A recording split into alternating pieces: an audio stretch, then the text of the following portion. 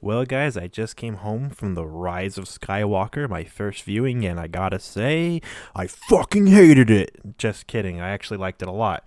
And kind of confused why there's hate for it. I just finished watching I Hate Everyone's video on it, or I Hate Everything. The channel's called I Hate Everything. He made some pretty good videos before in the past.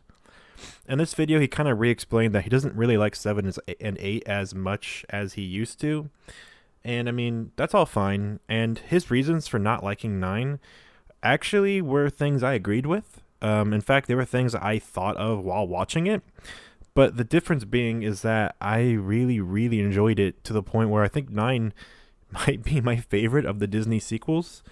But to be fair, I like episode 7 a lot, and I think a lot of people just hate the entire trilogy.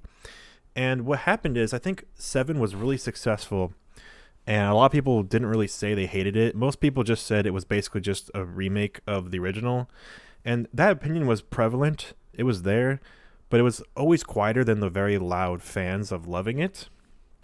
And then 8 happened, and then everyone started to get very loud. The vocal minority became extremely loud.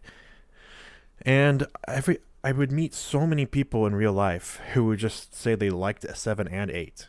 And I was like confused because I was like, man, people on Twitter fucking hate episode 8. People on YouTube extremely hate episode 8. And what sucks now is that all the people who hated 8 hate everything about the sequel trilogy. And then everyone who hated 9 liked 8 a lot, but they still hate 9. And what happens is there's a huge community of people who just really hate 9. And it sucks that both of them have been merged together. But, you know, the people who didn't like 7 annoyed me back then. The people who didn't like 8 annoyed me too, because not because they were wrong. Like, a lot of times they were right, but they're just so annoying and cringy about it.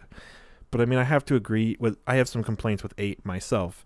I don't like the pacing in the movie. I don't like Finn and Rose. What they do. Like, when I say I don't like Finn and Rose, I love the character Finn. But Finn and Rose don't do much that's very entertaining, and almost every scene they're in just drags on. It's very boring. And I think a lot of people like 8 because it was really challenging, and it basically set up 9 to not be a remake of episode 6. And then episode 9 kind of followed the safe pattern again. It kind of went back to doing what episode 7 did, which is being safe. A lot of people didn't really want J.J. Abrams to direct 9 because of that reason. And now people are shocked that 9 is the way it is. But the reason why J.J. Abrams was brought back for 9 was because he did 7. And in my opinion, 9 was the sequel that 7 should have got. And I'm kind of fine with this. Like, I'm honestly fine with everything. I'm not gonna lie. 9 for me was super satisfying. It really tied up the 3 movies really well, and to me, it made 8 a lot better. Like, it took a lot of elements from 8 and spiced them up. But really, it didn't change anything. It didn't retcon anything from 8. And this is something that this baffles me. People are saying that J.J. Abrams is throwing shade at Rian Johnson, and it seems like everyone is saying this. I've only seen this movie one time so far, but I'm trying to find people to point out what scenes were there where they really threw shade at Rian Johnson. I can't think of a single point that they really threw shade at Rian Johnson, unless you're saying that the fact that they acknowledged that Rey does have a heritage and that Snoke was connected to the Emperor and it was supposed to not matter. Was that what you guys got from 8, that nothing's supposed to matter? Because to me, that's not what I got from 8 at all. Like, I always assumed that we were going to learn more about Rey's heritage in 9, and we were getting like this middle finger right now, but that didn't mean we weren't ever going to get the information. Now, is this baiting the nerds? Is this just like giving us something to wait for? Yeah, maybe. Maybe it is. And did I appreciate and like it? No, I much rather we would have had definitive information in 8. You see, while people are praising Rian Johnson for saying, for challenging the fans and saying, oh, well, We wanted it to be like he had no, like, where Ray had no heritage and it didn't matter. 7 set it up to matter. So to not deliver on it in 8 for 8 is bad. And it's funny because so many people are complaining about 9 not following what 8 did, but 8 didn't follow what 7 did. So I'm very confused why so many critics and so many people on YouTube who I follow, who I know are smart, who say very smart things and have very good opinions, are complaining about that when it's like 8 did that to 7 in so many ways. Which is why having Abrams back on was probably a good thing, because someone needed to tie up these loose ends. But there's also a scene where maybe I shouldn't talk about this, but I want you guys to know that I'm going to be spoiling things. And this is the kind of video where sometimes people want to see a review for something and they say, you know what, I don't care if I'm spoiled, because if I don't get spoiled on it, I might not like it enough to make it worth going to see. So some people get things spoiled, so that way they say, okay, well, now I'll like that, and then they go see the movie. I don't know if this is in that category. I don't think you should spoil your, like, personally, I think that this movie, I saw the critic score on Rotten Tomatoes, and I was pretty upset when I woke up on Friday morning. I was not happy. I went to work. My boss came up and told me he loved it, and that it's one of his favorite Star Wars movies of all of them. And I was like, holy shit. And I was like, what if the critics are wrong? And I mean, the critics loved Last Jedi. Last Jedi got huge praise. But the fans shit all over it. The tomato score was really high, and the fan score was low. And this time was the opposite. The critic score for 9 was low, and the fan score was high. I'm very confused. To me, I see literally no reason why this movie would be considered like if you're going out of 5, like 1, 2, 3, 4, 5 out of 5, why would you ever say this movie is below a 3 out of 5? That baffles me. And if we're going out of 10, how this movie can't be worse than a 6. But in my opinion, this movie's great. But the thing is that this movie is the 9th movie in a saga. A saga that admittedly has a lot of ups and downs, especially if you're going chronologically with 1, 2, and 3 not exactly being high notes to start the saga on. But this trilogy is a saga that's very disconnected. Nothing came out in the correct order. The originals happened in the middle, then the prequels, and then the sequels. So the sequels came out after the prequels, and the prequels came out after the originals. So basically, it's kind of a disjointed mess. I still think you should watch this in release order, but if you've seen them all in release, if you've seen all of them anyway, then doing chronological order is also fine.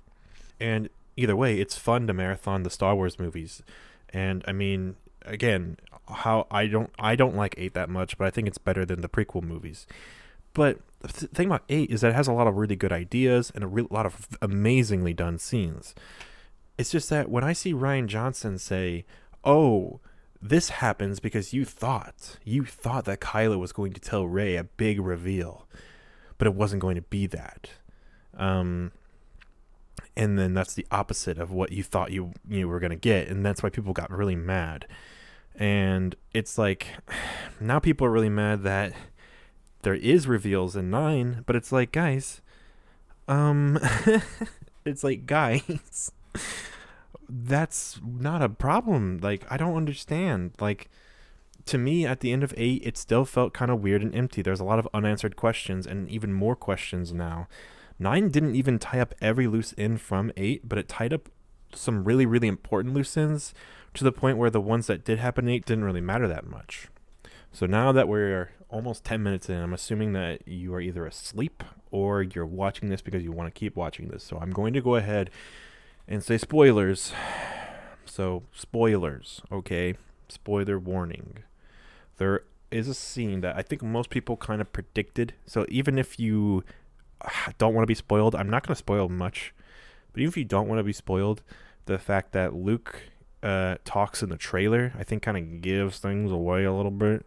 I think everyone predicted, even at the very end of 8, people said immediately, he's going to come back as a Force Ghost. He's going to come back as a Force Ghost. Here's the thing about predicting things, guys. that doesn't make something bad. My little brother constantly tells me, "Oh, he didn't like this because he knew this was going to happen," and because this happened, this. That doesn't mean it's bad, okay? Just because you predicted it. Now, if something's incredibly obvious, that doesn't mean it's a good twist. But it doesn't always mean it needs a twist. In fact, the way that Kylo Ren was revealed to be Solo's son was almost like it was just kind of stated matter of fact. Yes, it was revealing to the audience who he is, but it was revealed in a way where it didn't seem like it really mattered that much. So Rey's heritage is revealed. It could be obvious to some people. It might not be obvious to everyone. But I think most people are probably going to guess it. But I was kind of like, what is it going to be? What's it going to be? And when they said what it was, I was like, okay, that makes some sense. I Hate Everything made a good point, though, that her heritage connection does not have nearly the same impact as Luke's heritage connection. And at the end of the day, these three movies are basically just remakes of the other three movies, which, again, the prequels are also remakes of the originals. So if you guys want to make sure you hate both of them, don't just say one is original and one is not, because they're equally original, in my opinion. Like, yeah, they have different scenes, different planets, but a lot of things. In fact, I mean, episode 2 mirrors episode 5 way more than episode 8 mirrors episode 5, in my opinion. And episode 3 and 6 the same way. 9 does take a lot of 9 takes a few elements from 6, but this sequel trilogy takes elements from different movies and plucks them and puts them in the wrong order. So we got some more reveals in this one, but at the end of the day, I Hate Everything is right. There isn't as much emotional impact when there's a character twist or reveal, but I gotta say, I really, really fucking like these characters. I fucking love Finn. I fucking love Poe. And God, it's nice to see them doing something new. In episode 8, we didn't get to see Poe and Finn doing much. They weren't in much action. 8 kind of seemed like it was a bit of a filler movie, which kind of blew for me. The most important and best parts about 8 involved Kylo Ren and Rey and Luke Skywalker. So here's the thing. When I said Luke will come back as a ghost, some people might consider this being like undoing what Rian Johnson did, because when Kylo Ren, or when Luke comes back, he says like, "I was wrong." That's fine. That's not spitting on Rian Johnson's movie. That's not a diss. That's in Last Jedi. That's literally in Last Jedi. In Last Jedi, Luke says he was wrong. He admits he was wrong. But that's part of the point of the movie, is that Luke has a character arc and he grows as a character. And some people really hate that aspect. Some people really hate that Luke did that. And so maybe when they say Luke in this movie and he's not miserable anymore and he's like, "Rey, you are right." What do you mean? What? He had that character growth in 8. I feel like it's when people complain about Gohan in Dragon Ball Z. They complain about Gohan in the Buu Saga.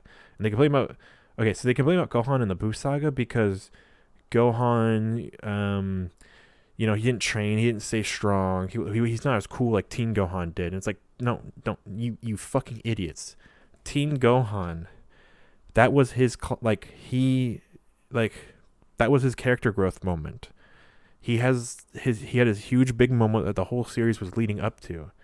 So what did you want? You just want to see a cool fight with Gohan later on? You still get a cool fight with Gohan later on, but it's like, is that all you wanted? You just want to see Gohan look cool?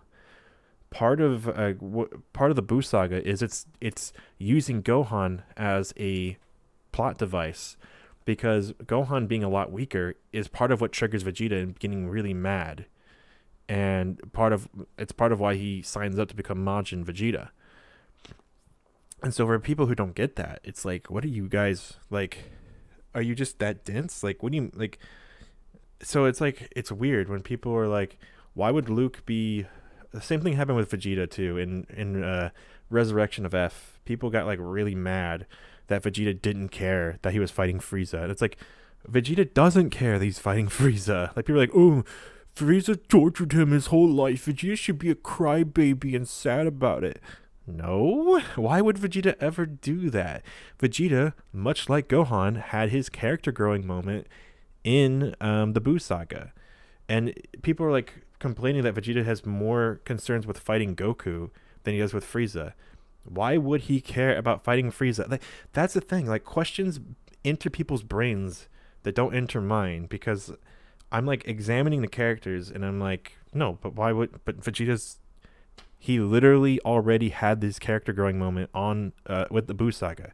I don't know if you guys remember, but Vegeta did the sacrifice. Remember when he sacrificed himself? That was him finally saying he doesn't care about being the strongest anymore, and he wants to protect the people he cares about. And then when he came back, he had to sacrifice again by fusing with Kakarot. You know, by fusing with Goku, that means he's like, again, that's doing something he would never used to do. He's actually teaming up with Goku. If you guys are complaining about Goku and Vegeta fighting side by side in Super, when they fought side by side in the Buu saga, that was the first time in the entire fucking show that Goku and Vegeta ever fought side by side. So that is an important moment. You know, remember, Gohan at the end of the Buu saga is stronger than Vegeta and probably stronger than Goku. In fact, I'm almost positive he's stronger than Goku. But the show still focuses on Goku and Vegeta working together because it's all part of Vegeta's character growth. And people rip on the Buu saga all the time, and I have to agree. The Buu saga has some weird pacing issues. Don't get me wrong, but the Vegeta character growth moments are not bad. And it's Vegeta's idea to use the Spirit Bomb. And I think people forget that. You know, Vegeta's like, Goku, you have to beat him. You're the only one. That shows huge character growth for Vegeta. So when you have Vegeta fight Frieza, you want him to like cry and be like, no, you hurt my daddy and blew up my planet. Blah, blah, blah. No, that's not Vegeta. That's not what he would do. So, and that's why I like Vegeta. I don't like Vegeta because he's a crybaby. He is a crybaby in Z. In Z, he kind of sucks until the Buu saga. I don't know what you people want from me. I know I'm saying a lot of controversial opinions, but I mean, read the manga, watch the show, for crying out loud. And when it comes to Star Wars, I'm like, dude, when it comes to Luke Skywalker, like, and then, okay, now let's talk about Kylo Ren. Okay, now this is a spoiler this is a huge spoiler. Like, some of you guys might have guessed that Luke Skywalker would have come back as a ghost, but this Kylo Ren spoiler is fucking huge. It's another thing a lot of people have guessed, but knowing it's actually real is totally different from guessing. So I'm going to go ahead and reveal this now. So I'm assuming you guys want this spoiled, but Kylo Ren does turn to the good side. He turns to the light side. And you might once again say, this is throwing shade at Rian Johnson. It threw shade at Rian Johnson because Rian Johnson made it so where when Rey and Kylo fought each other, Rey and Kylo wanted to team up. They both wanted the other one to join their side. And then they didn't. They pulled the lightsaber away and it made an explosion. Kylo went after to go kill Luke, and basically he was still bad at the end of the movie. So now that Kylo is turning good, it's like shitting all over that whole scene where Rey and Kylo worked together and then they stopped. Here's the thing. I can explain this, and I just saw the movie. I can explain this in like 2 seconds, guys. Okay? When Kylo Ren was blowing up, you know, he killed, well, he didn't kill anyone. He was flying around trying to shoot stuff, you know, blah, blah, blah. Leia got blown up and Akbar died, and Leia was flying around in space, right? Everyone hates that scene, right? Well, there's something in that scene that is extremely obvious. Kylo had his thumb on the trigger to blow up his mom and kill her, but he couldn't do it. That was supposed to be signaling that he's not yet ready to fully embrace the dark side, because he still can't let go of his mom. He was able to let go and kill his own father, but he was not able to kill his mom. He couldn't do it. And that's the thing. That's why this is so important, because when Kylo Ren turns to the good side in this movie, his mom reaches out to him through the Force. His mom is the one who communicates with him. If you think that... Now here's the thing. Harrison Ford shows up in this moment, and you might say this is pure fan service, but I have a suspicion the reason why Harrison Ford showed up in this moment is because Carrie Fisher is dead. Every scene in this movie that featured Carrie Fisher, I could tell you exactly what line and what scene from episode 7, 8 they were taking that line from. They reused so many lines to the point where it really didn't even make sense. Like, Ray was just saying random mumbo jumbo that would work with whatever lines Leia still had, and it was weird. It was weird. Did not work. It felt really wrong. But I understand why they did that, because she's dead in real life, and you can't fucking do anything about that. Okay,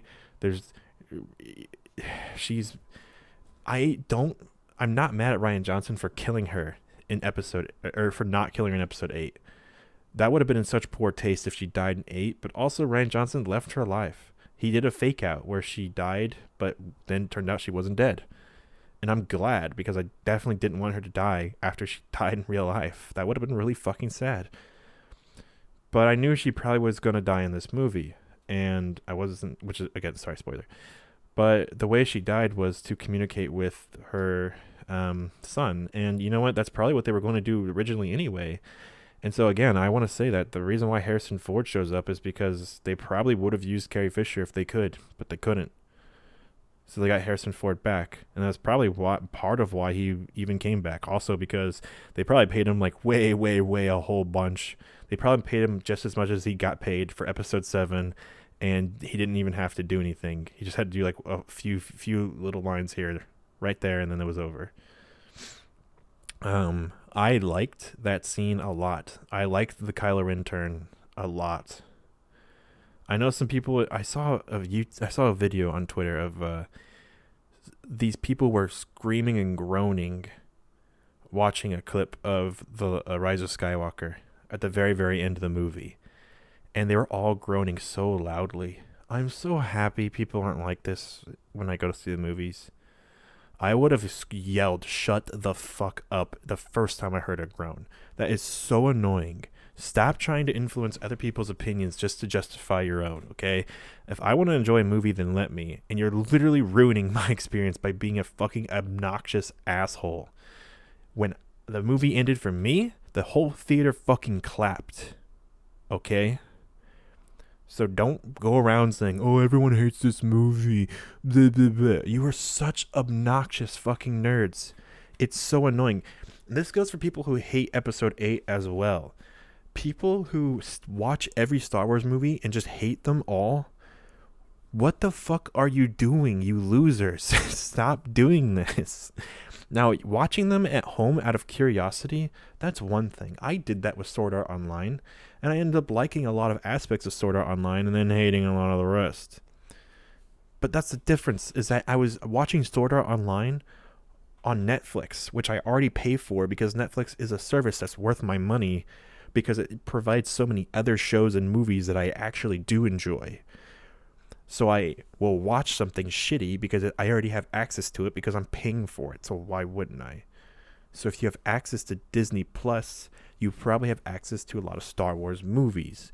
I've been rewatching the prequel movies. Why? Because I didn't have to steal them. I didn't have to pay money for them outside of the service I'm paying for. So why not? You see, I can go and enjoy something that I don't actually like and hate love it or just critique it in a fair way. I rewatched the prequels in time to watch episode 9 because I've seen every other movie way more than those ones. And at the end of the day, yeah, I think the sequel trilogy does a really good job of bringing the prequels and the originals a lot closer than the prequels did. And it's also nice because it does that, it kind of brings the sequel trilogy closer to the prequels as well. Making the prequels feel more at home with Star Wars is honestly a good thing in my opinion. But the people who just go out of their way to know everything about these movies, because you can't hate on something unless you actually know about it. You can't hate a movie unless you've actually seen it. The people who do this on purpose and then just have a bad time on purpose, if you know you don't like these movies and you didn't like 7 and you don't like the direction they're going in, then I don't know what to tell you. You know, if you don't like 7 or 8, you're not going to like 9. If you only liked 8 and you hated 7, you might not like 9. And if you liked 7 and didn't like 8, you probably still will like 9. And if you like both 7 and 8, then you're definitely going to like 9. I like all three of these movies, and I think they all made sense with each other. I think 9 tied the bow and wrapped up the story very conclusively. And most importantly, it was actually an entertaining movie, unlike 8. 8 had some amazing scenes again, and the story was fine enough. I'm not one of those people who gets mad that Rey's parents weren't, they didn't talk about Rey's parents. They didn't, Luke was the way he was, or whatever. Rose existed. I'm not mad about that stuff, man. I'm mad because the movie's boring and the pacing is bad. All the good stuff's at the very end of the movie. In the beginning, it's just a fucking nightmare. It's so dreadful. But episode 9 is entertaining throughout all of it. My only real gripes is that the final boss and for episode 9, the last battle, just didn't seem that great. And that's because of what they went with, and the story kind of made it to be like that. They tried to make it really entertaining, and they did the best they could, I think. But at the end of the day, yeah, I don't really like that final battle. But do I not like the conclusion? No, I liked the conclusion. And it's one of the first times where I was more invested with the final climax. I was more invested with what the other people who weren't Jedi were doing. I was far more invested in what Finn and Poe were doing. In fact, Finn and Poe remain to be two of my favorite characters, and they were in 7, and they were here now. The only difference is that this movie, Rey shines. Rey is treated so well in this movie. Like, Rey, Daisy Ridley, you're terrific, man. Like, Rey, but it's not even just that, because none of these actors are doing bad, honestly. They're all doing good, especially John Boyega, who I think really just fucking shines in all these movies. It's just that, again, Finn had nothing to do in 8. And in 9, these characters are just treated with so much love and respect. And, thank you, J.J. Abrams, for doing that. Thank you for caring as much as I do. Now, were you probably paid a shit ton to do this? Yes. Did Disney make a bunch of weird fake stories? I'm pretty sure they did, yes. But at the end of the day, I really liked 9. And it's probably one of my favorite ones. And the fan score is really high for this movie, and I think it is for a good reason. Like, I think people who are trying to hate 9 off the bat are really jumping the gun on this one. I think they're wrong, because people really hated 8 off the bat, and 8 doesn't really hold up. But I think 9 makes the sequel trilogy really enjoyable to watch. I mean, to me, 9 was the sequel that 7 should have gotten after. Like, I think this was the sequel that we really deserved after 7. Like, this is what 8 should have been, with the only difference being that this movie has, like, a big climax, But what I'm saying is that the pacing, the directing, like, the style of adventure and all that stuff, I think what a lot of people are complaining about isn't so much the movie. They're complaining about the story elements. Because the movie itself is fantastic. But to me, the story elements all add up and make sense with episode 8. And I notice almost everyone who complains about this movie is saying it shits on 8 and throws shade at Rian Johnson. It doesn't. And I really hope Rian Johnson says something soon. Because what happened is everyone hated on episode 8.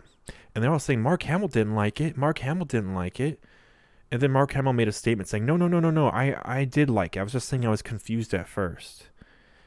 Rian Johnson needs to make a statement. Because people are saying, this movie shits on Rian Johnson. Fuck it. And Rian Johnson needs to come out and say, J.J. Abrams is a good director, and this movie is good. Now, would this be Disney forcing him to say it? Probably, but I don't care.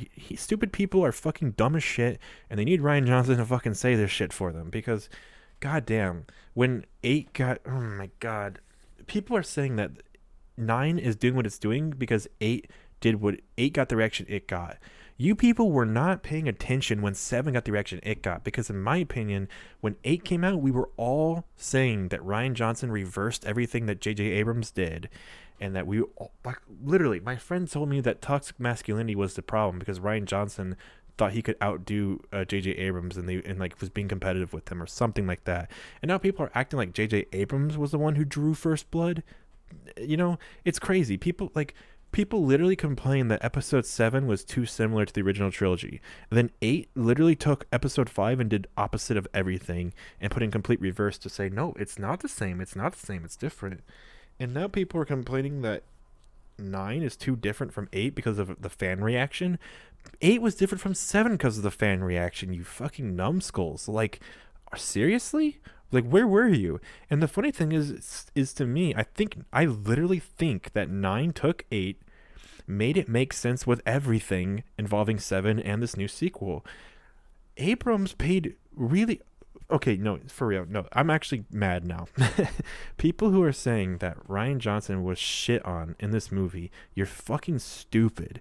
Here's something from 8 I don't like. I fucking hate that Kylo Ren and Rey do this whole thing where the Force connects them and they keep talking to each other.